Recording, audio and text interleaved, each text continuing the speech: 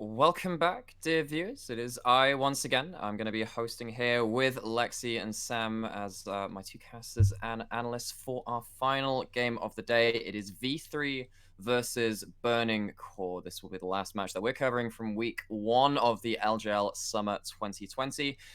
Burning Core had one of our most interesting games we have covered from week 1 just then. I'd like to bring up a stat to you guys. The three of the teams that we have Go been for it. covering today in V3, Burning Core and Crest Gaming Act have the lowest game durations of any of our LGL teams. They are both they are the bottom 3 in terms of game time.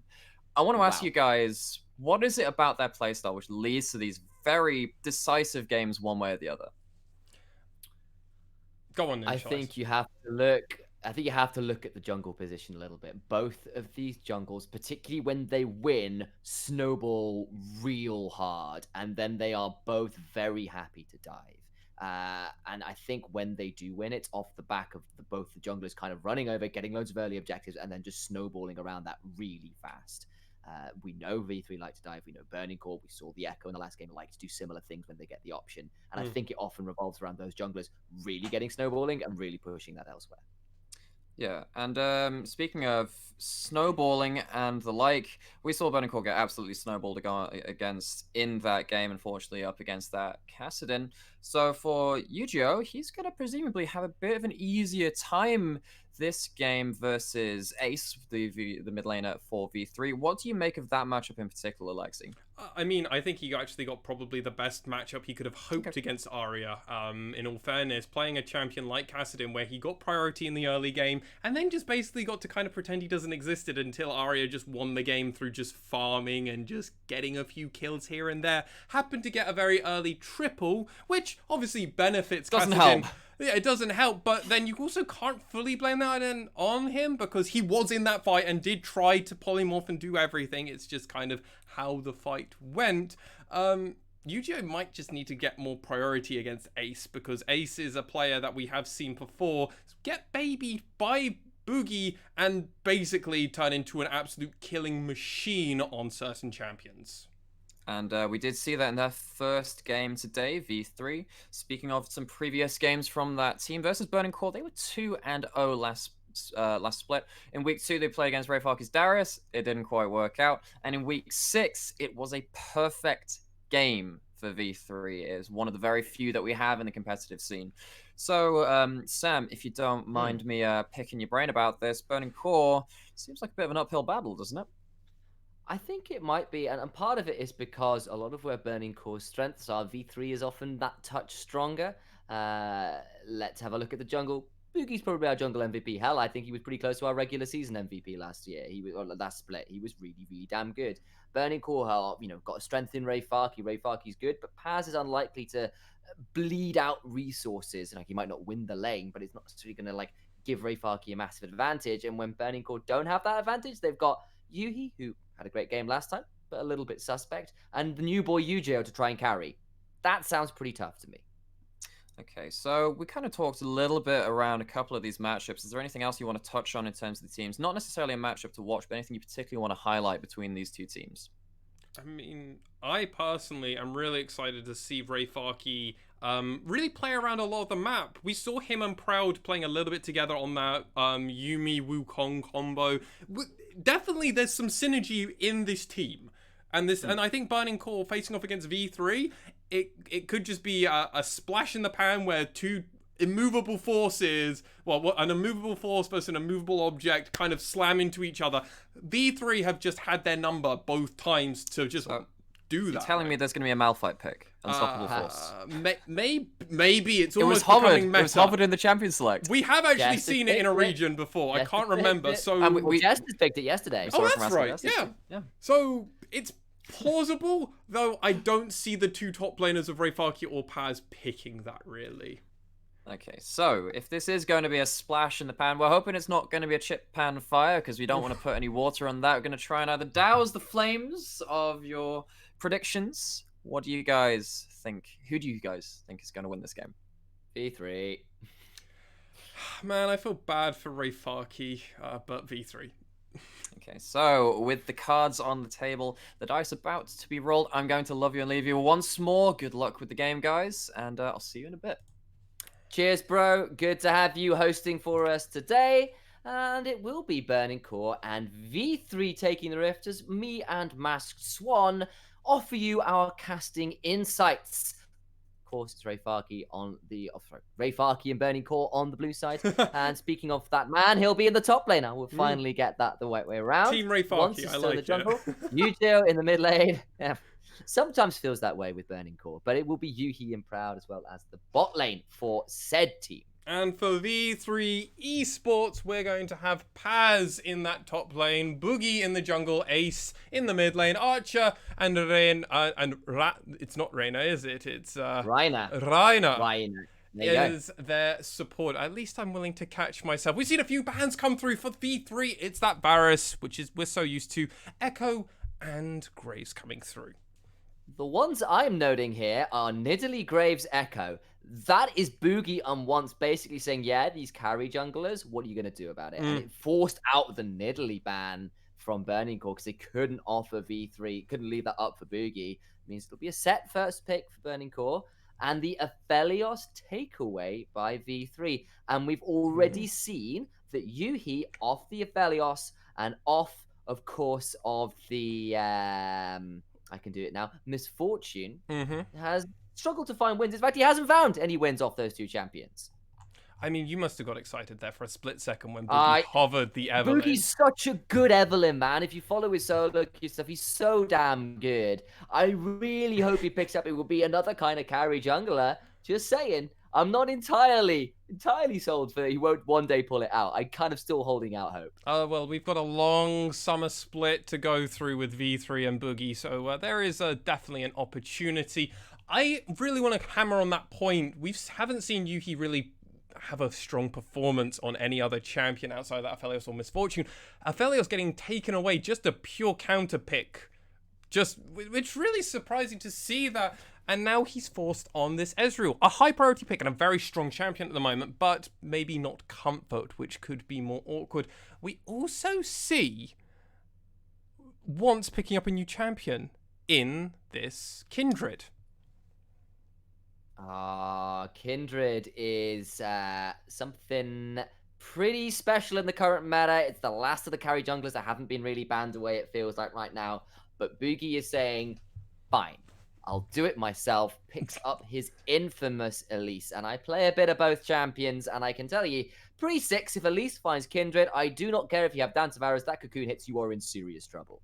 Oh, horrendous trouble in many aspects. And I mean, this is a team comp from V3 we have seen before. Aphelios, Thresh, Elise, this is something we've seen before. We know we could see an Ornn coming out, and we know we could see something like a Rumble coming out. And it's almost like I've seen this team from V3 before. And so far, Renekton back, of course, yeah. This seems about right. I think Burning Core are like, oh, bugger, panic button needs to be slammed as hard as they can because there's so many good picks for V3. While that Syndra has been taken and while that Zoe has been taken away from Ace, I mean, this is going to be a scary time. Smart. I like the... Yeah, take that away. Another bit of safety for the Ezreal. There's already a fair amount of backline safety for Burning Core because they've got the Lamb's Respite in there along with the Arcane Shift and stuff. So actually getting and killing the Yuhi's Ezreal, especially with the latest build with the Iceborne Gauntlet and Death Dance that you can build that just prevents Ezreal from ever taking meaningful damage, it feels like. Adding that Lamb's Respite on top definitely makes that tougher. If you added a Yuumi on top of it, like, good luck ever getting Ezreal. Yeah, good luck playing Ezreal, and it's going to make this a lot harder. Ace getting an interesting power ban against them, but then they just lock in for Paz. They're like, you're having Wukong. You're having Wukong, take it. Yeah, and it's not just that, is it? We've seen what Wukong into the Kindred can do. You can hold the second use of the Cyclone to wait out the Lamb's Respite, and what it means is that the Lamb's Respite isn't so much as saving you from death as delaying it, which can be really scary to deal with. See what the lock-in here will be. It will be the Maokai, I'm assuming, up towards that top lane. Fizz being hovered here would be an intriguing option. Nunu makes no sense, so that's just a No, I hover doubt it. pick. They're trolling with us. Proud is here to offer us some It's got to be spicy in the picks mid that will never lane. happen. I don't know what Yu-Gi-Oh See, Maokai mid, I plays. suppose. It'll be the Cassiopeia, though, lock in. A little bit. It's, Control Mage does damage, poison's all there. Sounds pretty decent to me, I think. So is it Malphite's? Is it Maokai support or is it Set support? I mean, I guess they're waiting to see what the last pick from Reyna is for Ace in the mid lane. I guess. I suspect. I mean, you can flex them around, in fairness, but I True. suspect Set support. It's a little bit more standard. Ace gets his LeBlanc. God. Well, he's a good LeBlanc player. It is worth pointing out. It is one of the few picks he has a genuinely scary reputation on. His Syndra is another one out there, but where a lot of his other picks got middling KDAs, his LeBlanc is definitely up there as something that is pretty dangerous to deal with. And LeBlanc at least roaming around with LeBlanc sounds like a great way to give a bot player, though it's not easy as bot lane. It's worth pointing. No, it's not an easy bot lane, and this is definitely going to be the Archer and oh god, his name is not Reyna, it's Reyna. Oh, initialize. Reiner. Thank you, initialize. Thank you. You seem to be disconnecting and reconnecting just a little bit, so. Oh no, that's not what I like to hear. Well, there you go. Well. Hopefully we'll get you back. Hello, sir. Welcome back. It's good to see you again. Yeah. Alas, poor mid-COVID internet means that sometimes my PC just doesn't like to stay connected on my camera, which is a bit sad. But here we go. We're here. We've got the drafts, and I'm back. And it's not just a random picture of me standing up, which is slightly less exciting for sure. Yeah.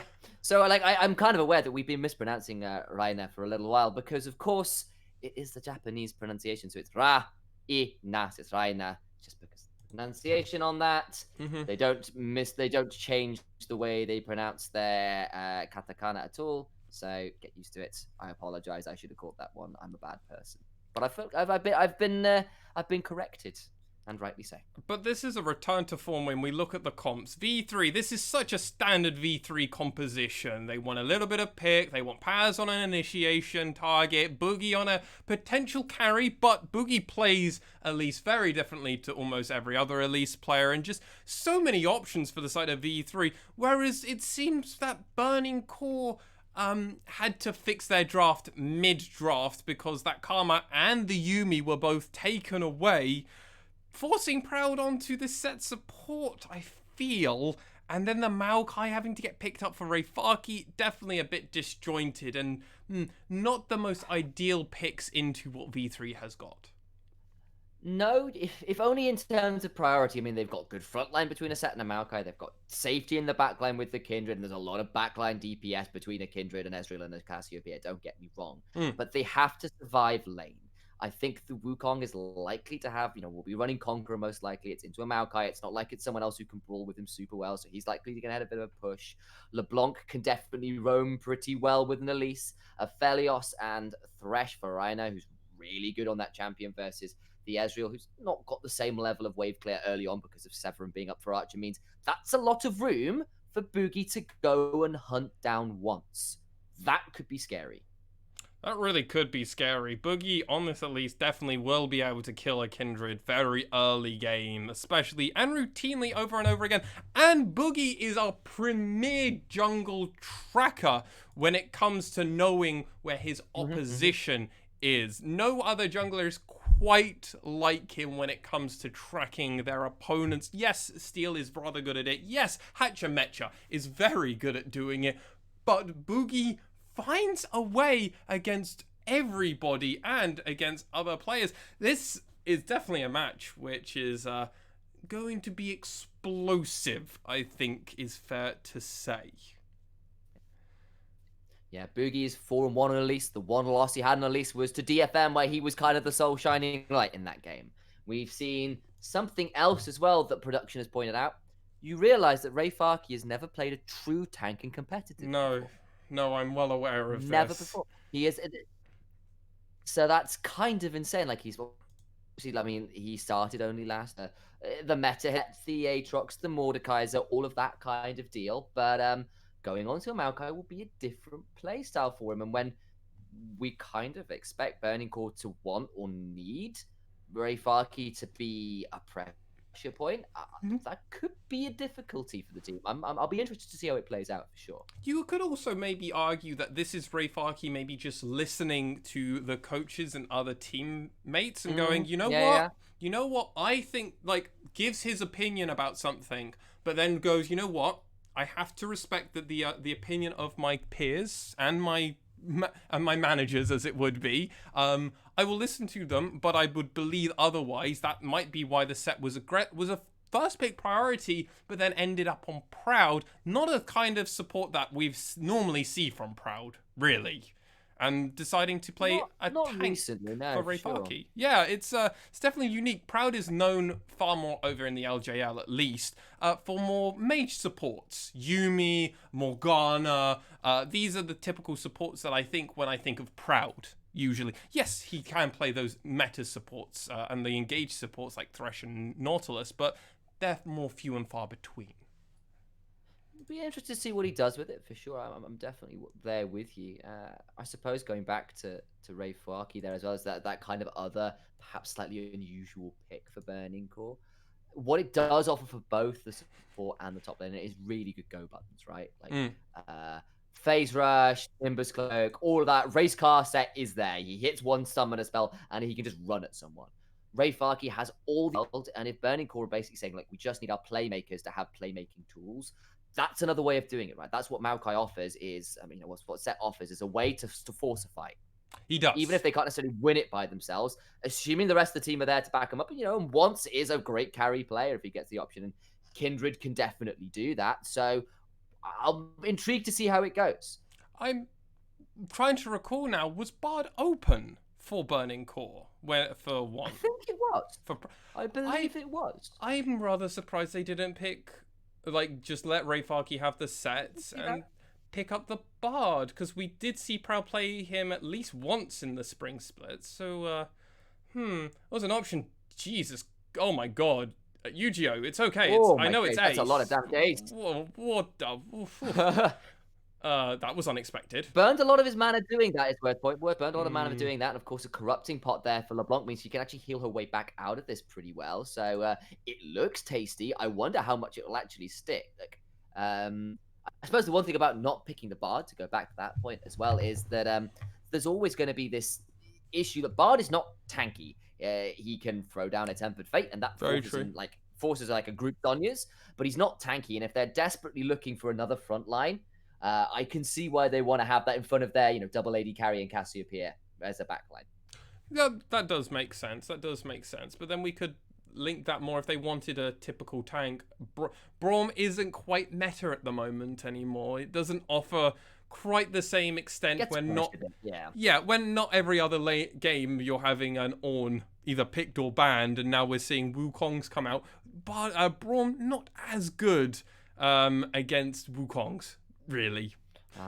And unfortunate there as well. You saw the Scuttle Crab, the Mark turn up in top lane as Elise turned there. That's really sad. There will be no early Mark for once. So the Kindred doesn't engage the bot lane. He's desperately low. He's already taking minion shots. They're desperately seeing if they can get it. Calibrum is available. Gonna see if they can find a sniper. Once has roamed down. He's here to try and punish the aggressive play in here. Archer, has he got any options? He's got Cleanse, he's got Flash, but he's trying to find his way out. The health bars are actually very low for Burning Core. Teleport's coming through now as well. Paz is here. So is Ray Farkey. And they're seeing what they can get in, and it'll be the end of that with no deaths. Boogie and Yu-Gi-Oh playing in the mid lane though. The cleanse was burned, and first blood comes over to Boogie's Elise with the mid lane dive.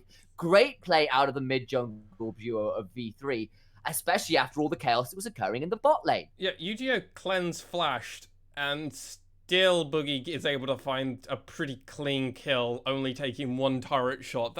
Oh my... No summoners from V3 either. That was just playing under the turret really well. Oh yeah, that was just clean. That was just clean in the sense of the word clean. I can't believe... Well, this just shows the prowess that comes from it. I'm glad we're getting to see a full replay of this. Of course, Boogie comes from behind. Wraparound. Yeah, that makes sense. I imagine something's going to be landed by Ace here? first. Like Don't even start. Just let him take a bit of turret Yes, there the aggro. cleanse Cocoon comes. is Yeah. flashed. Wow. Wow. Okay, There so you go. I think what happened That's is damage. the cocoon was actually landed as he flash cleansed. That's why he had to Okay. stay still. Or maybe he just didn't walk. 50-50 on that one, but he was very low, so maybe he had just accepted and realized the flash cleanse was a bit overzealous, as one could say. Bit ambitious. It's one kill on the table for V3, but the summoner spell discrepancy, Burning Core. Their laners practically have no summoners. The flash once and a flash on Rayfaki, and that feels like it's about it as far as summoners are available. Like, that is an absurd cost to that early play. So much cost, and also now there's the amount of respect that Yu-Gi-Oh is having to give Boogie, to the point where he's like, well, I'm gonna stop you from doing the chickens, and we're gonna leave you some chicken nuggets there, I guess. But what? Look at Ace, full zone, just loving this. The full LS freeze is coming out. Just once is here to come and help him break it. That's something. See what they can do. Seeing the jungle first roots on here as well. As Boogie is starting up the Mountain Drake early on as well. That's pretty good news. And that's basically it's a blue side flare with the red buff from both. And an unfortunate job, of course, is the Scuttle Crab mark spawn top side, not the bot side for once. Yeah, unfortunate, but that is kind of a flip roll. I mean, there's multiple locations it could have shown up, so it's not always first on Scuttle, right? Or is it always first Scuttle? It's always Scuttle. It's always Scuttle. So you have a 50-50 so that is a flip. chance of turning up at the Scuttle with the mark on. So it's basically as the Scuttle Crab spawns, you know where the mark is. You don't know where the mark is until the Scuttle Crab spawns. So you'll be just at the end of your first clear. It's why Kindred doesn't really do full clears, because she desperately wants to be around that Scuttle Crab for the mark spawn, basically. Well, was able to almost get a full clear in before that mark did spawn, but the sadly wrong side. Proud, little bit trying to protect the red, but Reyna was there to kind of, well, sadly miss a hook and also maybe protect Proud from that as well. So it worked out fine in the end, but damn, this Boogie's just everywhere on the map. Just gonna get the triple buff now for red from once, and now just rotating it around for this blue, and now again. Oh, it's gonna be hard for once to find the good picks, as I don't think he expects his red to be gone. Yeah, that's going to be a bit sad. And look where those control wards are as well. There's 2 wards and that pink ward down in the red side of Once's jungle. That's a good hook, though, through the minions. Once he's going to use his Arcane Shift, and the exhaust comes out. Archer's chasing after. Has flashed in. He still has that from the last one. That's a decent hang over the back, but the crescendo, can they finally get it? Maybe. Reyna. That's a flash in. Can they find it? Maybe. The hook is there. No, sorry, not the hook. The lantern is there. I apologize. And that will be the 2v2 kill going over to Reyna. And in that case, Archer and Reyna playing with style. That's a face breaker, though, onto Archer with a haymaker after for a bit of health bar trade, but nothing more to be found. V3, man. Some good bot lane plays out of that. Good bot lane plays. Once had that 6 advantage for a while just through the wave clear and picking up some mid lane clear, but doesn't matter. Boogie's now mirroring that 6. Ace finding Yu-Gi-Oh, but yeah, it's fine. He's fine. I'll let him walk off. He's all right. I respect him, is what I'm expecting Ace to be saying in his head. His inner voice is me. Yeah. Just saying it's all right. You know what? It's all right. And you know what junglers ought to be doing round about now? It would be the Rift Herald that spawned about 45 seconds ago. It's why Once was around that side of the map, but with Wukong roaming down, got himself about to 10 CS lead versus the tank. It's a fairly easy start up for V3 here. They've got about a 1,500 gold lead. If they can pick up this Herald and plate off it, that's likely to be increased by a fairly significant level. Once, I think, might finally get himself a Scuttle Crab. Congratulations, buddy. Digging down the bot side. And it is a mark on it. That's a really big deal. Once. Found a mark. But Ace is just pushing forward, as is Paz. They've both hit level 8, as you can see in that XP to level, and it does just Oh look. no! Look at Yuhi to Archer. Oh, it's so far. Oh. It's so far away. Yes, Yuki's about to get 6, but Archer's well into 7 territory, and Reyna's also not far off getting 6 as well. It's just going to be a huge disparity in levels, advantage, gold. It's just all things V3. Right, here we go again. Yu-Gi-Oh gets chained. There's a cocoon after it, but that's a pretty well played. He stayed in the chain tether range. He could have just walked out of that. Yeah. Sorry, I changed what point I was making because I thought he played that super well with the petrifying gaze, but He's got a he back could have now. just got out with the cleanse. He could Ace, have got out with the cleanse. Ace can just kill him now if he stays. Oh, he backed and then decided against it. Ace has 100% has kill pressure onto him.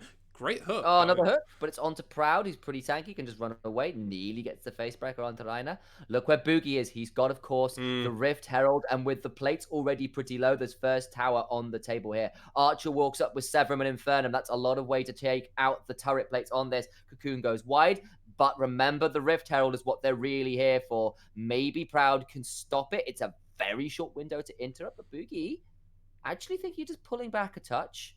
Yeah, here's the Rift Herald summon, and with the plates so damn low, that's likely to be first turret. I think they were just holding to make sure that they were going to be able to do this relatively cleanly, and that the jungle from once wasn't there to maybe do anything crazy stop it. I think they just wanted the guarantee, which, you know what, when you're Textbook. V3... Textbook. Exactly, textbook, and you know you've got your lead, and it's very secure. The Infernal Drake's About coming out. 3,000 gold. Yeah, Infernal Drake's coming out, 3k gold lead. Let's just keep doing this by the textbook. If they walk into us, you can see Archer and Reyna, not Reyna, Reina waiting. There you go. Just and waiting. Careful.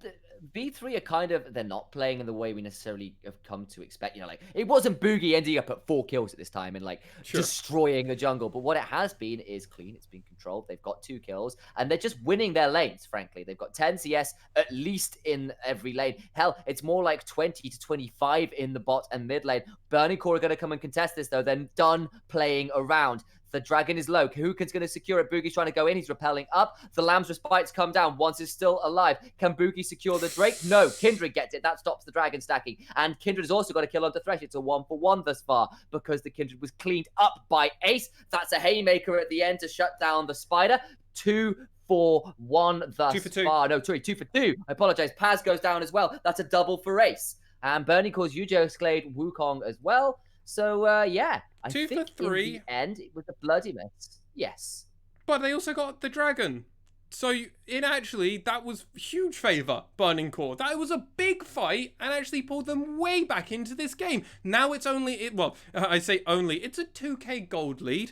It didn't go at all how V3 pictured that to go. If they had secured that dragon, it would have been a huge favour. But this Lamb's Repose just coming out. Respite, thank you. That coming out was huge for them. I didn't think they were going to be able to get that range from the smite, but Boogie just missed it completely. Had his smite up, missed it, and, well, after that, it kind of just went all Burning Core as just everyone was able to do this. Paz just doesn't have the ability to 3v1 quite yet.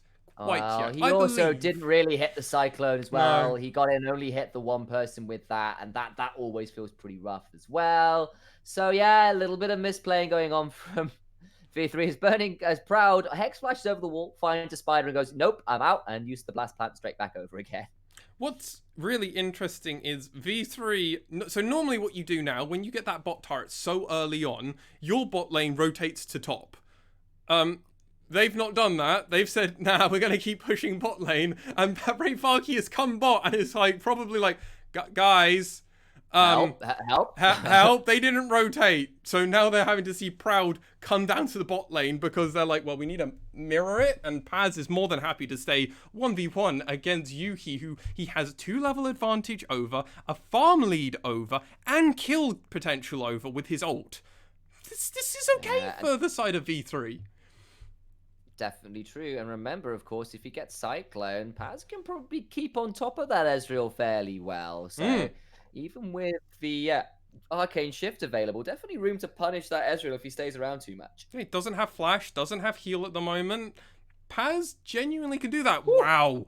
That's where 1k of your gold lead just comes from. All plate. Who needs to do anything else? We know they took that first turret aggressively, but man, that's just turret plate gold. That's just 1k turret plate gold, basically.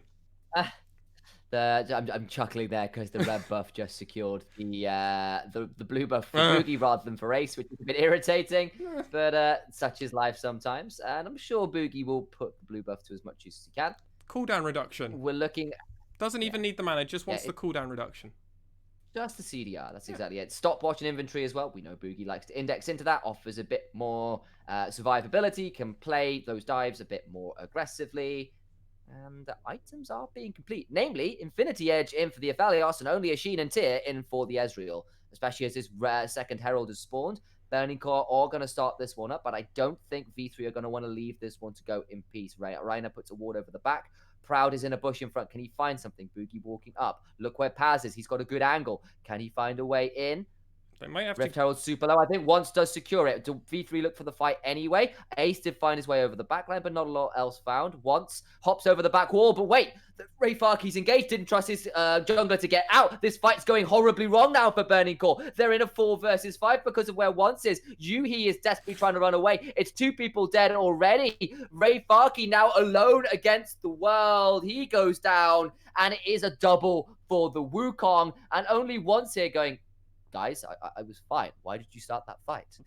4-0 in favor of V3. Burning Core had a superb team fight last time, but they just weren't able to do that. V3 just kind of collapsed on Burning Core, and once didn't get the memo that Ray Farkey and squad actually wanted to fight this afterwards. They believed they had the ability to do so and so wanted to go for it, but miscommunication, uncoordinated, just I'm not quite sure what happened there. Once jumped out and the team decided to fight after. Once had jumped out first though. I want to give him the credit. He had jumped out and made that call. The team afterwards wanted to go for it. Proud, Hexa flash into the wall. We love it. I don't really know what else to say. It's just, it's not going great for the side of Burning Ace Core. is 403. He's got a 10-stack Dark Seal. Boogie is 1-1-6. That's pretty bad. Your Ezreal is 0-3-3 on one of the safest AD carries possible to find. Boogie gets to get chunked out there. That's probably not fantastic, but that is not a good look right now. No, it's not a good look, and just everything is just working flawlessly on the side of V3. Archer, 0-0-4.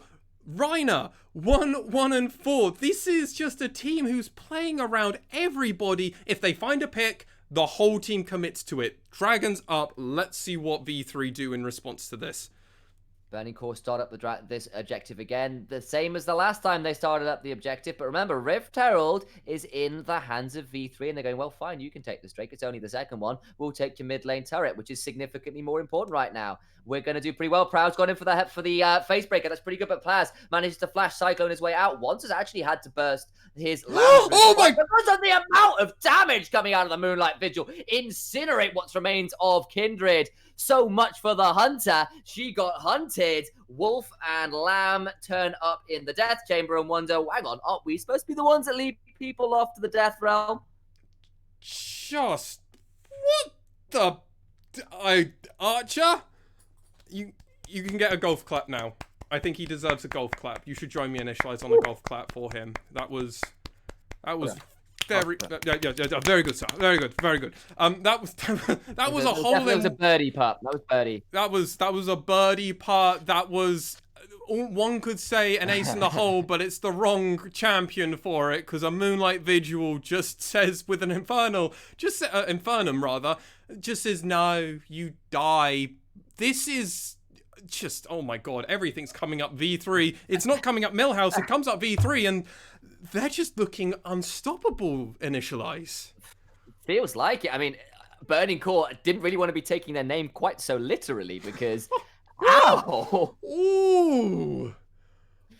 Yeah, that's a rough one, and it is looking like this game has snowballed pretty out of hand. It's 5,000 gold at not even 20 minutes yet. You've got a LeBlanc with a 10-stack Magi. She's 404, enemy health bar not found. You've got 2 items on your Aphelios. You've got a Wukong who's not struggling in lane at all. He's got a Black Cleaver. He's got a Tiamat. He's going towards what looks like a Trinity Force next as well. That Wukong is going to be trouble. Your attempted carry in once has got 4 acts. That's news. That's that break point we talk about with the range advantage. 20 minutes to goes. Everyone else on the team is really bad space. Like, this Ezreal is life support is a kind way of putting it. This Cassiopeia has got an Archangel staff. It's not a Seraph's yet. That's not going to come in. It's going to what looks to be a Banshee's Veil next to try and survive the LeBlanc and the Elise. But that's a defensive build. A lot of damage there.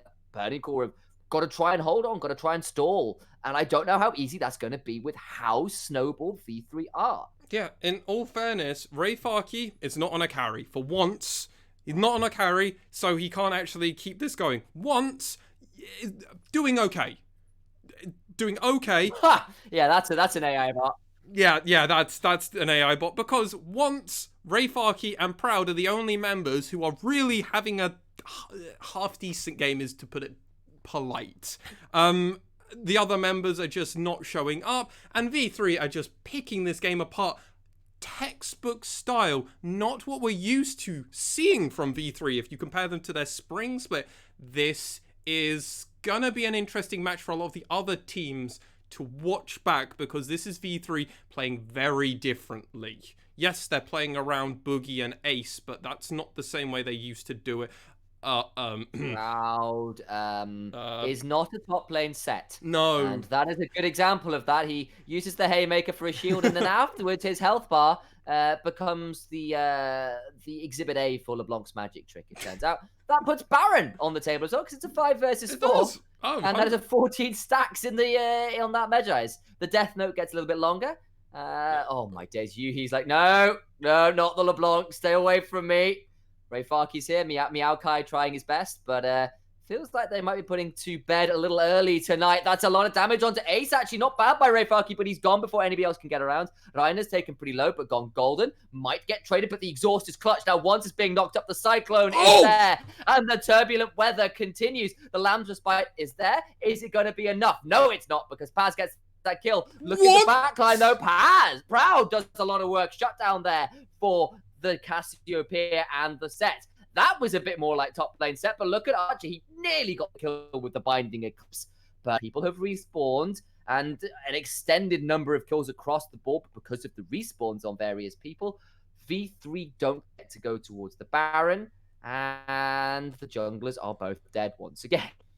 But who really wants to go and face in against Archer for this dragon that is coming up? We'll see that on the side of the minimap while this is happening. Ace gets taken solo by Rayfarki. Man, this, even when he can't carry a game fully through a traditional carry, he still wants to find the picks. I'm really interested. Once here just gets thrown up into the air. But we see Proud coming in from the back. I believe it's a, set ultimate. Into a face breaker, into, oh wow. Okay, once you can have a golf clap for that. I don't give these out regularly, but that was pretty impressive by him. Oh god, jungle secured. Boogie with that. He's gone. Yeah, he's dead. There was no Lamb's Spite still on cooldown. That's just not going to be up anywhere near in time. It's a long cooldown, and it will be a long time in the death chamber. Burning Core becoming Burning Corpse slowly as this game continues. And V3, now with a clean fight, now with a dead jungler, are going to return to the scene of their last crime and look to try and get some Baron damage over. Ace, with a single Sigil of Malice, puts Yuhi to about half HP there. He didn't die in that last fight, by the way, despite being taken super low. So I believe his Medjai stacks are still very, very safe. Yep. Baron's at half HP, and Burning Core we just can't fight this right now. They're pushing the mid wave, and Ace goes, well, thank you. I was wanting to get that anyway. 18 stacks on this Medjai. Finishes his Morellonomicon. 3 items fully complete. Archer, 2 full items, almost on his 3rd. We might be seeing it soon. It's not much more money. Boogie, 2 items, that jungle item, and a Zonya's now. Boogie and Paz in that top lane, almost 3 items complete as well. Might be going back soon, as he didn't go back with the rest of the team. Probably looking for a little bit gold for that Trinity Force. It's just coming up V3. It's just coming up V3. There's nothing else to really put it. Yeah, and Yu-Gi-Oh stepped up, but just gets smited away by Smited. Boogie. No chance of that. And Of once course, Boogie. again, this will be V3 coming back down the Everest Mountain they set up on the last game where they were on blue side. So this time, looking like they're about to show Burning Core the depths of despair right here. Archer's going to pick up the red buff. They've got Baron buff for another 2 minutes. They've already picked up 1,700 gold. And Burning Core, they need another 10 minutes, Mass One. They need some time to try and get some items, some levels even on their carries. Yuhi is just miles behind at this point. He's finally at least got 2 items, and that's something. But I think that was the point of power 5 minutes, maybe? Not anymore. Not with the way this LeBlanc is. Not with the way this Trinity Force Wukong now is. No, the Trinity Force Wukong will delete Yuhi in a moment. Look, just looks at him slightly angry and he will die. Yu-Gi-Oh is in the same boat. Paz can just 1v1 them, probably 1v2 them depending on who's around with them. Once is now somewhat fallen off. 1, 4, and 4, and just this is looking harder and harder for the team. The relevant members now, it falls on Ray Farkey and Proud, and I don't think they can do anything about the siege that V3 want. They want to go 2-0 in this. They don't care for your pride, Burning Core. They have their own to look out for, and V3 are hungry for statements. They want to be up there with Sengoku. They want to be up there with CGA. They want to show that they can take the crown from DFM as well. They're certainly looking good here. That's for sure. It's been one game that was very, very clean off the back of an old school Boogie carry. This one has been more of a team performance. This has been Ace on his LeBlanc. This has been the bot lane getting kills in lane. This has been good fights around objectives, with a slight side note for that one Baron play that didn't really go as to plan. But they've broken in through the mid lane inhibitor turret, and it's not over yet, but it feels pretty damn close. It does feel close. Hell, it's 11,000 gold. Yeah, it's just them slowly picking apart the map, taking all the advantages. The Baron buff fell off, but they got 4,200 off of a Baron play. Yes, it wasn't a flashy Baron play where they got loads of turrets and they got an inhib or 2, but they got the mid inhib turret down. Now Burning Core are always going to have to think about that whenever V3 get a slight advantage. They might have to play more defensively. They also got about 4 other turrets through doing that Baron push as well. Just complete domination of the map. Yes, they didn't do what they normally do, V3, where they try and just end the game immediately off of a Baron. But seeing this control coming out is an evolution of their play, which just makes them very scary, because if they're evolving, that means they're getting better, and they were bronze in our map last time, in the contention, in the table, in their final standing. Maybe they want to go a bit better, and this game shows that there could be that opportunity. There really could.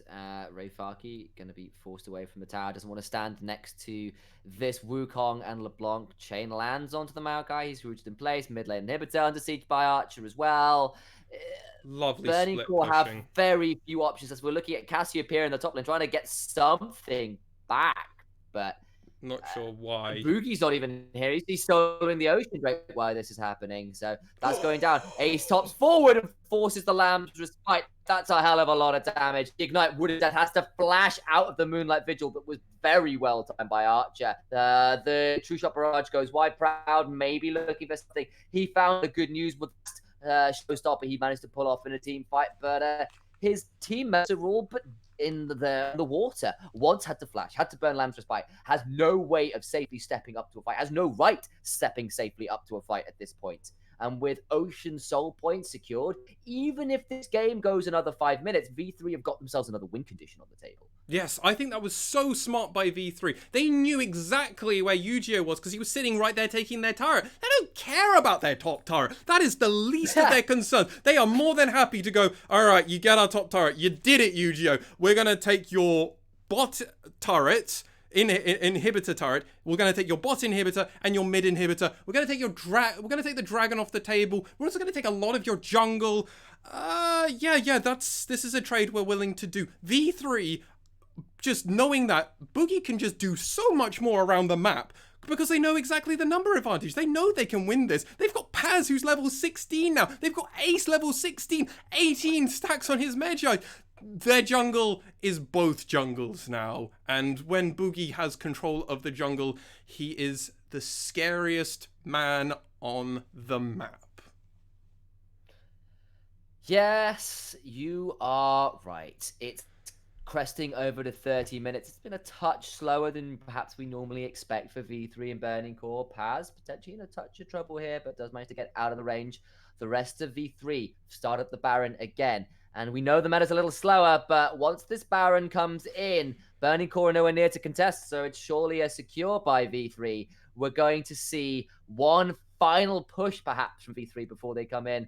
They've turned up in the bot lane. They're going to try and get Paz something, anything. Try and take away a Baron buff, perhaps. Paz does get the second Cyclone knockup. Maybe going to get it onto once. Doesn't quite goes golden. And does go down to UJO. 4-2-1. That's not bad for the Cassiopeia. She's got a stopwatch. They've taken a Baron buff off the table, but that is small victories in the face of the looming Leviathan that is the rest of V3 with this Baron buff. So huge. And they immediately start trading and going for that turret down. They're also going to probably get this inhibitor as well, as the rest of the team of V3 just push in. Brave, Farkey and squad are going to have to find it. Once is trying to clear these waves, but it's going to be so hard for them to do anything. Archer, as I said earlier, is getting that inhibitor. He is getting that inhibitor. It's down. There's 12 seconds. Make that 10 seconds on Paz. And he's got a teleport. So it's not even like he has to cross the map as yet. So let's see how this goes. Ace distorting forward. There's another Infernum. Once taken super low. Has had to burn the Lambda Spite. And good job he did because he would have died there. Nexus turret number 1 falls. Teleport coming in for Paz. Watch out for the Cyclone. He dives in. And that's a double for Archer. And that's exactly what it is. It's shooting fish in a barrel. There's nobody left. The triple in for the AD carry. It's Yuhi on that Ezreal as the Griffin flare comes out from Burning Core. Nexus exposed. They're thinking about diving for it. Please, sir, not like this, they say. And they don't quite kill him. The white flag appears to be respected. And V3 take this game in just over 31 minutes. V3 had a superb game. Nowhere near their breakneck speed that they normally play in, but they don't care. They had control of that game for basically the full 30 minutes, I would like to say, and that was just a performance. But we need to collect our thoughts and talk to Nightmare about some of this. So we're going to go on a very short break so we can do that. See you very soon.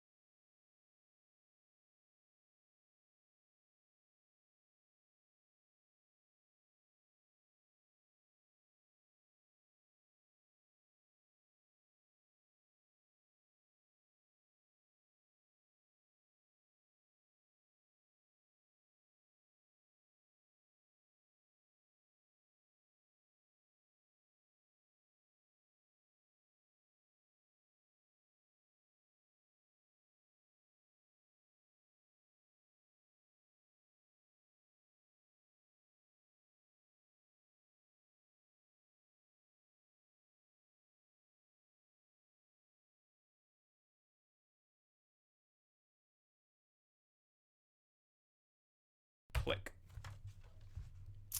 Make it 1, make it 2, V3, 2-0 in our 4 games that we cast today. Congrats on the cast, guys. Very fun to listen to. One thing I'd really like to touch on in this game in particular is going back to one of Lexi's favorite things. It's on that draft phase. And for me, looking at this as an outside observer, I'm listening into what you're saying and I'm trying to key into it, but I've got my own thoughts as well going on in the background. For me, it looked like V3 had so many comfort champions. Ace on LeBlanc, Ugi on Elise, Archer on Aphelios, and Rhino on Thresh as well. Burning Core were absolutely not. What did you make about how these teams played around that aspect of the game? Did they look comfortable? Did it come through in their game plan? Well, as we're talking about the pick and ban phase, I definitely want to lead off with this discussion. 100%. V3 were just given all of their most comfort picks. I don't know how the pick and ban phase goes in the second round of banning, where Ace hasn't picked his mid laner and LeBlanc is allowed through. I'm so at a loss for. Rumble and LeBlanc should have been the 2 bans in the second round of banning, because then that man has no more of his comfort picks. You can throw him on his Jace. I would trust you and my mid laner to be able to beat his Jace, because we've seen very 50-50 performances on it. And Yu-Gi-Oh showed very competency on that Cassiopeia. I don't quite like the Cassiopeia pick personally, but that's beside the point. He looked fine. The only members who looked at all comfortable from Burning Core was Proud, who's not on a comfort pick, and Mao and Ray Farki on not another comfort pick. So that's where I am with that. I do want to give it to Initialize though. Yeah, so leading on from that Initialize, we had a lot of praise for Yuhi in his last game, correct, on that Aphelios, but we did note Aphelios is the one champion he has better than a 50% win rate on. One of 2 champions he has a win on this year. What did you think of Yuhi this game?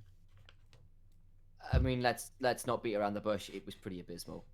He was 0-3-5 at the end of the game. Spent most of the game at 0-3-3.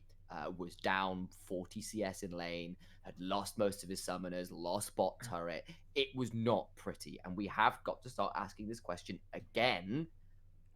What happens if Yuhi is off Aphelios? Because I think he only ever got the 1 win on Miss Fortune. Never mind anything else. So if there's no Aphelios, is it just not a win for Burning Core? Is it that exploitable? If I may, I want to just come in and say, yes, I think you're damn right, Initialize. 100%. That's a horrifying thought. Like if they genuinely, if they just go, do teams now just go, okay, so we ban Varus, ban Aphelios, ban a Rayfarki champion, shrug our shoulders, do we win the game now? And we just have to worry about Once and Rayfarki? Just a reminder, guys, Aphelios was not even first picked. It was allowed through the bans, was not first picked by Burning Core, who were on blue side. They could have had that pick. They went for that set, which I'm of the opinion they changed their draft halfway through. That's why Proud was forced onto it. Though, to Proud's respect, damn good on so many supports. This man is so good on so much stuff. It was a pretty good set. He landed that 3-man ultimate into the Facebreaker and basically secured them up a fight where they just were about to lose fully, and they actually brought it back to a winnable state. Although I will say that he wasn't there at the start of that fight when it was going very poorly. So maybe he's just playing the cleanup support role. Yeah, I didn't know that was a thing in League of Legends, but it is now. Pike supports normally do that. Yeah. Pike support. Going on to a completely different topic, going to go on a bit of a tangent, I guess. Not necessarily about those team fights. Way before that, we need to talk about the early game, because I know that Sam, you were very interested to talk about. While V3 didn't come across on the scoreboard in terms of the kills, V3 still had a very potent early game.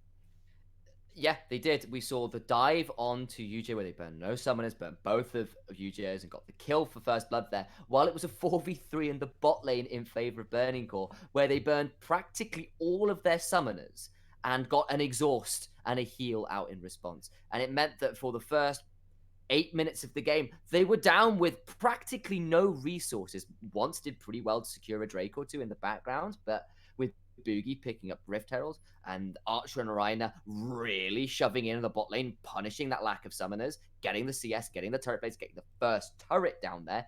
It was really nasty to watch what happens when they lost all of the summoners out of that early play. And not only did they lose summoners, Burning Core just lost control. And I think one thing which we do need to touch on is how V3 in these first 2 games have looked controlled. Sometimes V3 does look a bit unbridled. They go a bit off the handle and stuff. So, Lexi, I know you were very interested in this particular aspect of this new V3 that's coming out in summer. Is it just new, the same of the old, or is it an evolution in some way? 100% an evolution. They have definitely improved from spring to summer, and what the time difference between the two, I think one of it is partly just due to the patch being good for them and how they liked to play the game, but they played these two games very differently. One of them was a 26-minute game, one of these was a 31-minute game. That's a 5-minute disparity, and in a League of Legends game, that's a lot of time. It's a lot of time. And they closed them out by playing similar comps, but they played them very differently. I mean, the Aphelios Thresh was back-to-back for V3, so this is just really impressive to see that this team can play all-in ace boogie. But even when they do get those two players fed, they can also rely on Archer. Paz coming in for some superb ultimates on that Wukong. I would be very worried that V3 can draft differently and play differently, and they looked good both times. And that is something which I think we need to be aware of for multiple teams. So actually, speaking of the other teams, this was, of course, our last game of coverage of week 1 of the LJL. We've now done all 8 games. First impressions, everyone. Any teams which have surprised you, surpassed, or failed to meet expectations? I think the Hawks probably come up on that list, don't they? I think they do. I think they do. I think Dasher has looked more than serviceable, for one thing anyway. I mean, I still think it's expectations were somewhat met by them. I think it's really good that they picked up an early win, but this was also against a team where I think it was expected they should have picked up that win there. While we have our own personal predictions, it was a very close one for that one. Rascal Jester playing with 2 supporting members. Last minute subs. Yeah, the substitutions. And I think that's, of course, something which is going to mar this week. Yes, it's going to. It's done it for Axis. It's done it for Rascal Jester. But on the other side for our bracket, right? CGA looks so good, as do V3. They do, and we get to see them next week. We get to see them play each other next week. God, yes, I can't wait to see that. I think they're both playing quite commanding styles, actually. I think it's Arya on one side, who's got a lot of picks that are really giving HD. That Kassadin that's really a meta at the minute. Oh my days. Gango as well, looking pretty good. And Unica, the set jungle seems to be shoring up a few of the weaknesses in the jungle for CGA for sure. Yeah, 100%. And speaking of Arya, man, just looking through the guy's stats, he's just adding another one to the pile. You know, I think it's his Silas, he's played 11 games of it or something like that, or 7 games, and he still has a KDA of like 11.25. Oh, days, it's ridiculous. It's absolutely absurd. And we've seen some great performances out of many players. So, well, we'll save a lot of that and our thoughts of that, of course, for our podcast, which we'll be recording on Tuesday. It'll be out on Thursday in case anyone is interested in more English content for the LGL. But apart from that, our coverage is done. And I'm going to leave it to you guys to sign off on your own thoughts for this week of LGL. DFM lost to Sengoku. Sengoku looked good. V3 CGA looked good. I think we've got a hell of a fight for the top place in regular season. Those are my thoughts. I'm super hyped. It's gonna be more competitive than spring, which only means one thing. We get great content. We do. We finally have content. Finally have content. Okay, so from the 3 of us, from Lexi, from Initialize, and from myself, thank you very much for watching. See you next week.